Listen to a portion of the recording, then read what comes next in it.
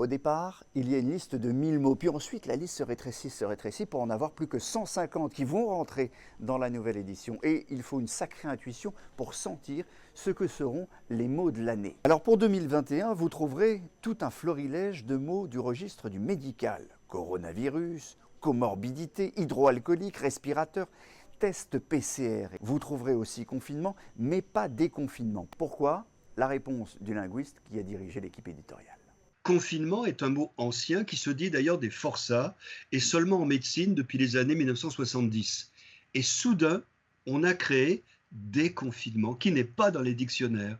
Déconfiné et même, depuis quelques jours, reconfiné puisqu'on le craint. C'est-à-dire que la langue médicale est devenue courante et elle est productive. Il faudra dès l'an prochain faire rentrer au Petit Larousse déconfinement et peut-être malheureusement reconfinement.